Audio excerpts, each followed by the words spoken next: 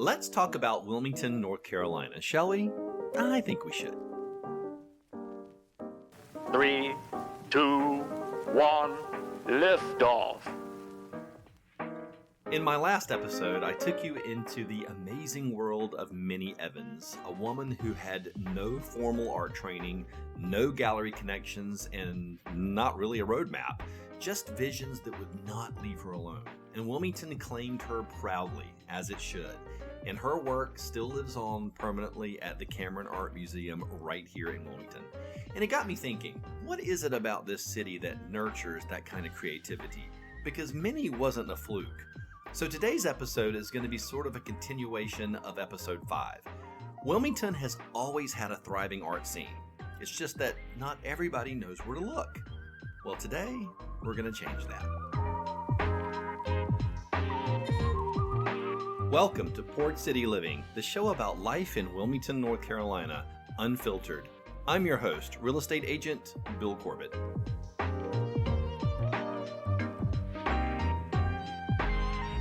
Wilmington's art scene is alive and deeply community-driven. It's the kind of place where creativity doesn't just live in fancy institutions. It spills over into our neighborhoods here, our storefronts, our coffee shops, converted churches. Now, if you are maybe newer to Wilmington, or maybe you've even lived here for a while and you really want to get your finger on the pulse of local art and artists, I'm going to give you a tip. This is what I want you to do. I want you to start with the Fourth Friday Gallery Walk. This is the best way to see local artists and art. It's 15 plus venues, and not all of them are going to be galleries. There are some businesses on this tour, and it is a self-guided free tour, so you can kind of pick and choose where you want to go. Most of them are all going to be in historic downtown Wilmington. There are a few places that are on the outskirts, so that's good about the self-guided part. And it happens every fourth Friday. Now, some of these little locations offer a little sip of wine and a nibble, so that's kind of a fun little attraction.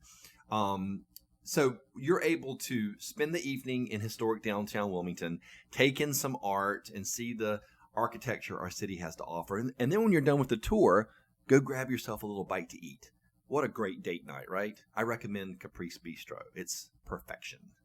Now, I have done this tour many times over the years. It never gets old. It's a great way to experience art by local Wilmington artists, meet some really interesting people, and really connect to our city. And for a time, I was working for a real estate firm that had an office in downtown Wilmington, and we were actually on the tour ourselves. And partnering with local artists to feature their work in our office was such a thrill. Being able to shine a light on that kind of talent, even in that small way, meant so much to me. And the gallery walk is one of those Wilmington things that once you discover it, you wonder how you ever missed it before. And if the gallery walk leaves you wanting more, and trust me, it will, then you want to make your way over to Cameron Art Museum. It's like the mothership. It's the anchor of the Wilmington art world here in Wilmington. 42,000 square feet of cultural gathering space that spans 2 centuries of North Carolina and American art. And of course, we have our girl, Minnie Evans. Her work is there on permanent display, and it is fantastic. You have to see it. Cameron also offers classes, workshops, family programs that make art feel welcoming and approachable for everyone who walks through the doors. Then there's the Artworks over on Willard Street. Now this place is really kind of special. It's not just a gallery, it's an entire art village. Working studios, exhibition spaces, a coffee shop. It's the kind of place where you can watch an artist actually creating their work, which is a completely different experience than just viewing a piece of art that's already completed and hanging on a wall or sitting on a pedestal.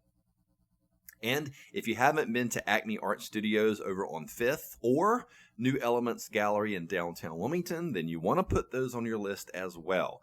Now, New Elements has been showcasing regional fine art since 1985, which in Wilmington's terms makes it practically an institution. And don't worry, I'm going to have all of these places listed in the show notes below so you can click on them and you can see what they have to offer. Now, I want to take a minute and talk about the organization that holds a lot of this together, the Arts Council of Wilmington and New Hanover County. These are the people working behind the scenes to make sure this city stays connected to its creative identity, and I don't think they get near enough credit for it. The Arts Council was founded in 2012 by Rhonda Bellamy, who has been recognized among the Wilmington Biz 100 for 7 consecutive years and has received just about every civic honor this city can give, and rightfully so. Well deserved, Rhonda. Before leading the Arts Council, Rhonda spent over 25 years as an award-winning journalist and news anchor right here in this market, so she knows the community deeply, and she still hosts her own show on WHQR Public Media called Around Town with Rhonda Bellamy. You need to check it out. This woman does not slow down. Now, what the Arts Council actually does is quite remarkable. They sponsor the Fourth Friday Gallery Walk. They run the Aces Gallery right in downtown Wilmington. And they manage a pedestrian art program. They support the rail trail with public art installations, which is incredible. And they even put on the Wilmington Theater Awards every year, which celebrates the incredible live theater community we have in this city, which is amazing and over the top. And on top of all of that, they offer grants to local artists and art organizations to help keep creative work sustainable, which is very important. Now, the Arts Council's office is at 221 North Front Street, and that's where their Aces Gallery is. Follow them on social media, sign up for the newsletter, and if you're ever in the position to donate, please do. Organizations like this are why Wilmington's art scene doesn't just survive, it thrives.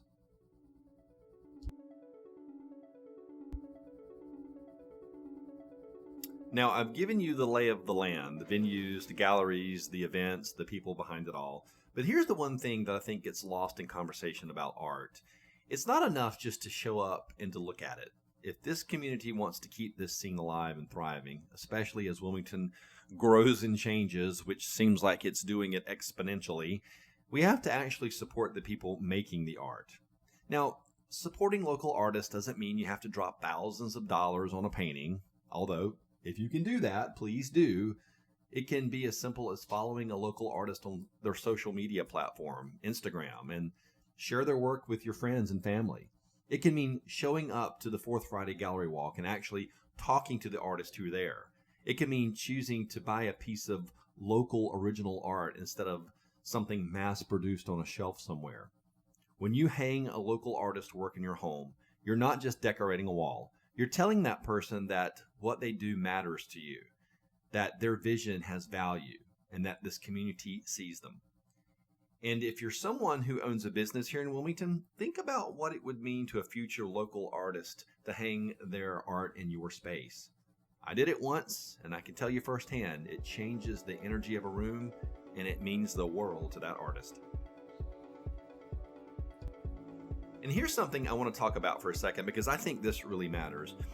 Art is subjective. Full stop on that. There is no rule book. There's no right answer. There is no one authority on earth that gets to tell you what good art is. Someone might walk into a gallery and fall completely in love with a surrealist painting that makes absolutely no logical sense. And the person standing right next to them might be moved to tears by a piece of abstract art that looks like nothing more than color and texture on a canvas. And you know what? They're both right. I personally love abstract art. I've always been drawn to it. As a matter of fact, I have a copy of a Jackson Pollock piece hanging literally right beside me right now. It's full of color, and it makes me so happy. And yes, I did buy it off of a shelf, unfortunately. So do as I say, not as I do. Sorry about that. So here's what I want you to take away from this.